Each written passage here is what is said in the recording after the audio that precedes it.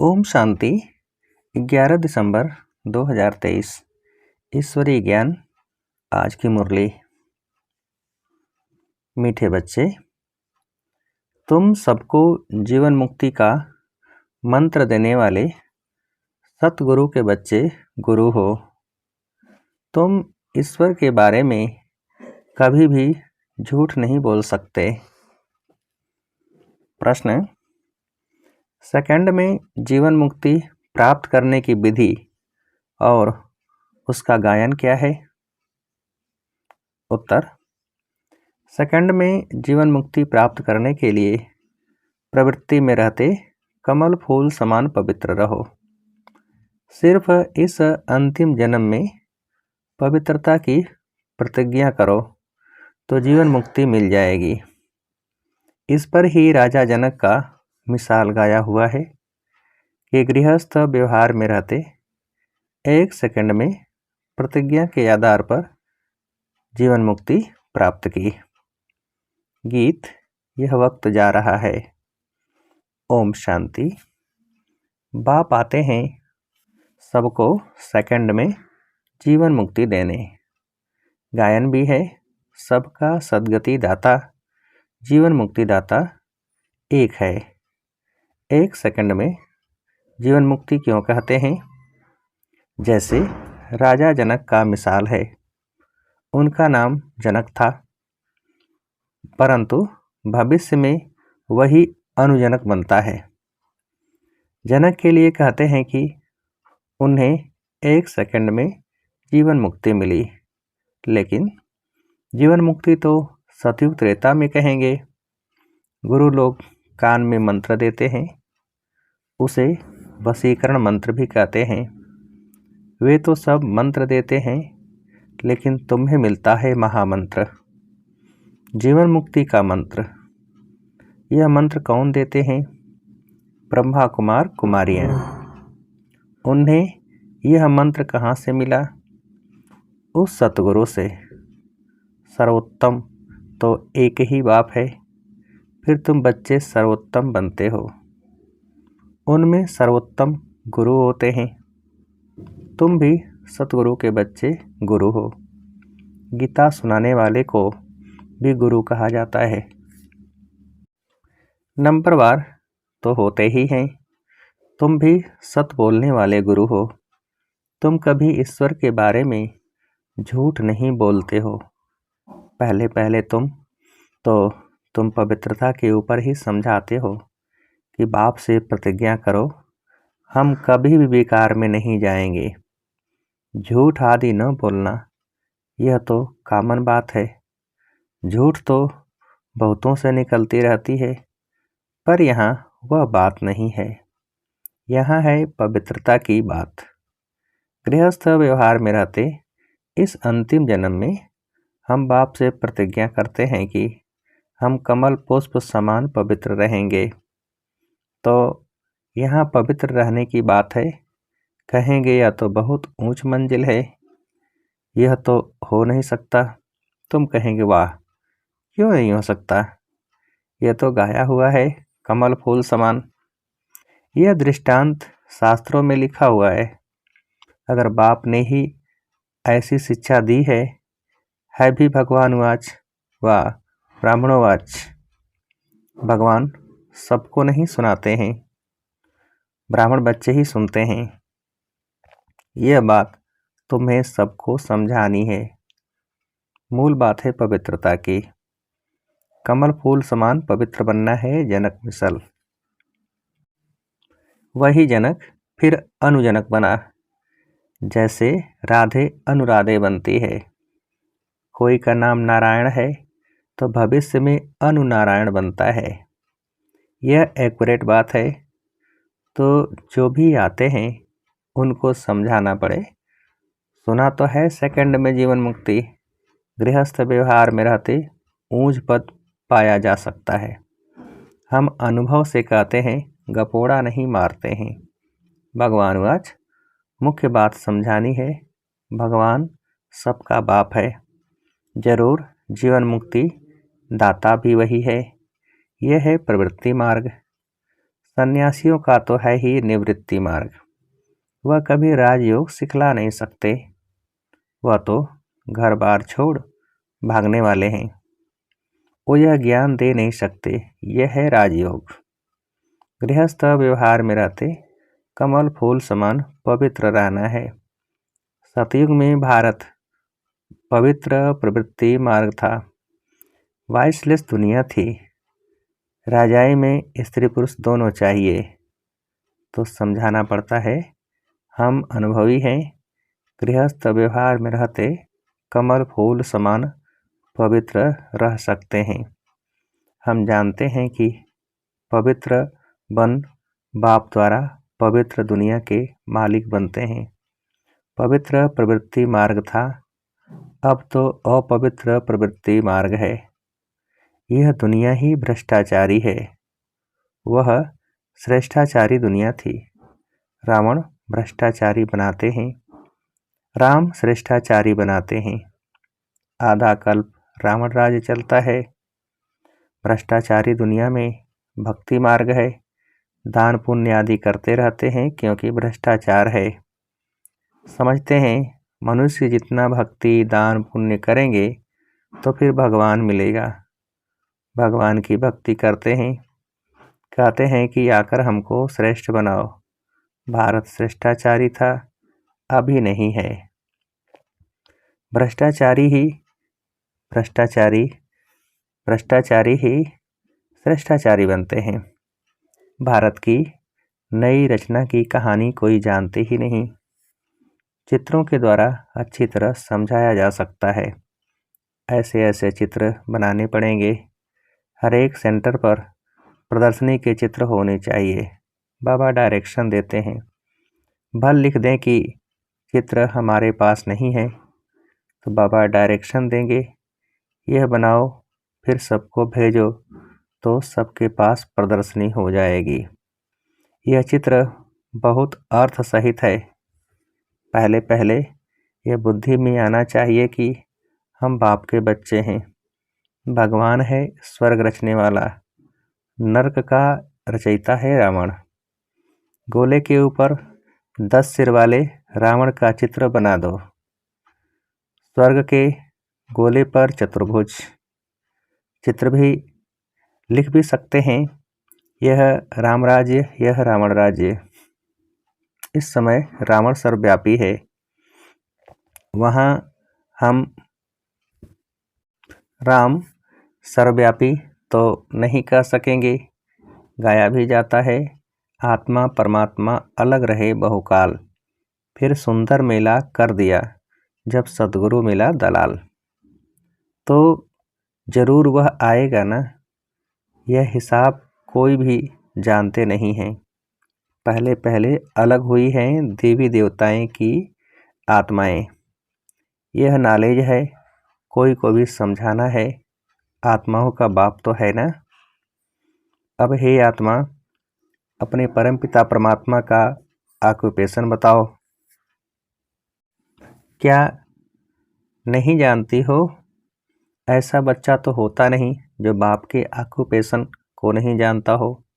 बाप बैठ समझाते हैं, तुम अपने जन्मों को नहीं जानते हो, मैं समझाता हूँ। पहले पहले जो देवी देवता हैं वह इतने जन्म लेते हैं, तो हिसाब करो दूसरे धर्म वाले कितने जन्म लेते होंगे। सिद्ध कर बताना पड़े, मैक्सिमम इतने हैं। झाड़ वृद्धि को पाता रहता है। पहले पहले देवी देवता थे, उन्हों के ही 84 जन्म कहे जाते हैं। भारत की नॉलेज है ना, प्राचीन भारत की नॉलेज किसने दी? यह भगवान ने ही दी है। नॉलेजफुल गॉड फादर है। ब्रह्मा को भी नॉलेजफुल नहीं कहेंगे, श्री कृष्ण को भी नहीं कहेंगे। श्री कृष्ण की महिमा ही अलग है। यह समझने की बड़ी ही क्लियर नॉलेज है। भगवान तो सबका एक ही निराकार परमपिता परमात्मा है, वह है रचयिता। श्री कृष्ण तो है रचना। ऊंच ते ऊंच भगवान तो एक है ना, सर्वव्यापी उनको कह नहीं सकते। भारत में ऊंच ते ऊंच प्रेसिडेंट और फिर नंबरवार और हैं, सबका ऑक्यूपेशन बताएंगे। ऐसे तो नहीं सब एक ही हैं। हर एक आत्मा को अविनाशी पार्ट मिला हुआ है, यह सिद्ध करना है। आपस में राय कर सर्विस के प्लान बनाने हैं, परंतु जिसकी लाइन क्लियर नहीं होगी, कोई विकार होगा व नाम रूप में फंसा होगा, तो यह काम हो नहीं सकेगा। इसमें लाइन बड़ी क्लियर चाहिए, रिजल्ट तो अंत में ही निकलेगी। अभी सभी नंबरवार हैं। मनुष्य कहते हैं यह व्यास भगवान ने शास्त्र बनाए। अब व्यास तो भगवान हो नहीं सकता। वास्तव में धर्म के शास्त्र हैं ही 4। भारत का धर्म शास्त्र तो है ही एक, माई बाप गीता। वर्षा उनसे ही मिलता है। माँ बाप, माँ द्वारा बाप से वर्षा मिलता है। गीता माता का बाप है रचता, तो गीता द्वारा ही बाप ने प्राचीन सहज राजयोग की नॉलेज दी है। गीता तो भारत खंड का शास्त्र है। फिर इस्लामी का धर्मशास्त्र अपना है, बुद्ध का अपना है, क्रिश्चियन का अपना है। गीता तो है सबका माई बाप। बाकी शास्त्र हैं बाल बच्चे, वह बाद में निकले हैं। बाकी इतने वेद उपनिषद आदि यह सब किस धर्म के हैं, यह मालूम तो होना चाहिए कि यह किसने उच्चारे, उससे कौन सा धर्म निकला। कोई धर्म तो है नहीं। पहले तो सिद्ध करना है कि गीता खंडन की हुई है, बाप के बदले बच्चे का नाम दे दिया है। जीवन चरित्र तो सबका अलग अलग है। बाप कहते हैं सर्वधर्मानि परित्यज्य मामेकम याद करो। परमात्मा आत्माओं को कहते हैं तुम अशरीरी बनो, मेरे को याद करो। अशरीरी बाप ही यह कह सकते हैं, सन्यासी तो कह नहीं सकते। यह गीता के अक्षर हैं। सब धर्म वालों को कहते हैं अशरीरी भव। अभी नाटक पूरा होता है। सबको मंत्र मिलता है कि देह सहित देह के सब संबंध त्याग मामेकम याद करो, तो तुम मेरे पास आ जाएंगे। मुक्ति के बाद जीवन मुक्ति है जरूर। पद जीवन मुक्ति का है वाया मुक्ति। जो भी आते हैं सतो रजो तमो से पास करते हैं। समझानी कितनी अच्छी है, परंतु बच्चे एक कान से सुन दूसरे से निकाल देते हैं। वैसे है बहुत सहज। तुम जगह जगह पर प्रदर्शनी करो, अखबारों में भी पड़ जाए, खर्चा कर सकते हो। भल सब सुने, अखबार में तो ज़रूर डालना है। बच्चों को बड़ा नशा रहना चाहिए। बाकी टाइम बहुत थोड़ा बचा है। अतीन्द्रिय सुख की भाषणा गोप गोपियों से पूछो, गाया हुआ है। यह गोपी वल्लभ के गोप गोपियाँ हैं। गोप गोपियाँ न सतयुग में न कलयुग में होते हैं। वहाँ लक्ष्मी देवी राधे देवी हैं, गोप गोपियाँ अभी हैं। गोपी वल्लभ के बच्चे पोत्रे पोत्रियाँ हैं। जरूर दादा भी होगा। दादा बाबा और मम्मा, यह नई रचना हुई है संगम पर। बाप कहते हैं मैं कल्प कल्प कल्प के संगम युगे आता हूँ नई दुनिया बनाने। आसुरी संतान से तुम ईश्वरी संतान बने हो, फिर बनेंगे दैवी संतान, फिर क्षत्रिय वैश्य शूद्र संतान बनेंगे 84 जन्मों में। फिर साथ साथ वृद्धि भी होती रहती है। झाड़ भी पूरा कंप्लीट चाहिए, प्रलय भी नहीं होती है। भारत तो अविनाशी खंड है। भारत की बहुत महिमा करनी है। भारत सब खंडों में श्रेष्ठ है, विनाश कभी नहीं होता। अच्छा, मीठे मीठे सिकेल्दे बच्चों प्रति माता पिता बाप दादा का याद प्यार और गुड मॉर्निंग। रूहानी बाप की रूहानी बच्चों को नमस्ते। हम रूहानी बच्चों की रूहानी बाप को नमस्ते।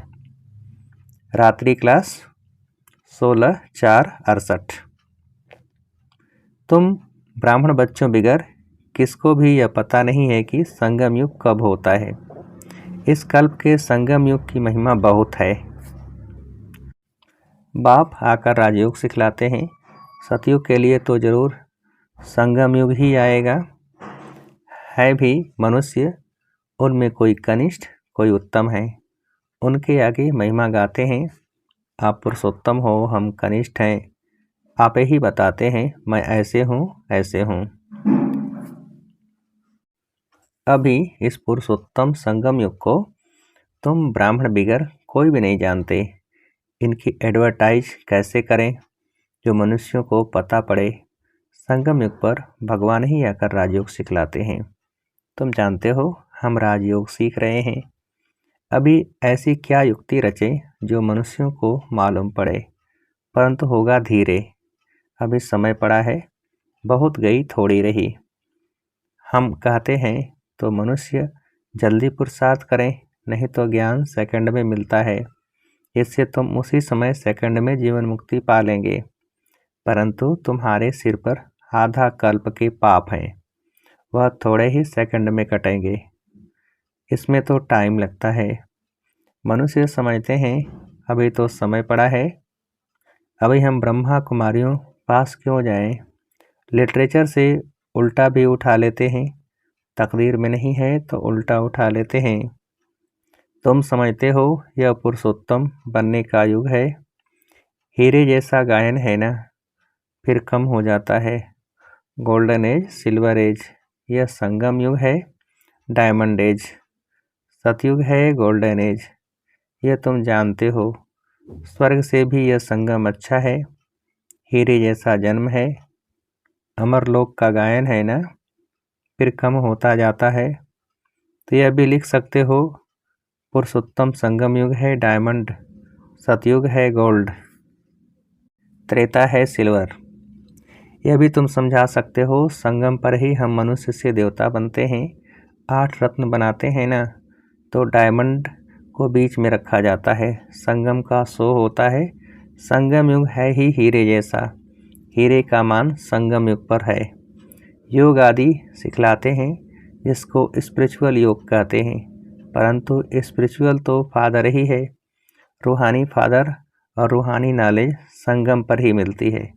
मनुष्य जिनमें देह अहंकार है वह इतना जल्दी कैसे मानेंगे। गरीब आदि को समझाया जाता है। तो यह भी लिखना है संगम युग इज डायमंड, उनकी आयु इतनी। सतयुग गोल्डन एज, तो उनकी आयु इतनी। शास्त्रों में भी स्वास्तिका निकालते हैं। तो तुम बच्चों को भी यह याद रहे तो कितनी खुशी रहे। स्टूडेंट को खुशी होती है ना। Student life is the best life. यह तो सोर्स ऑफ इनकम है। यह है मनुष्य से देवता बनने की पाठशाला। देवताएं तो विश्व के मालिक थे, यह भी तुमको मालूम है।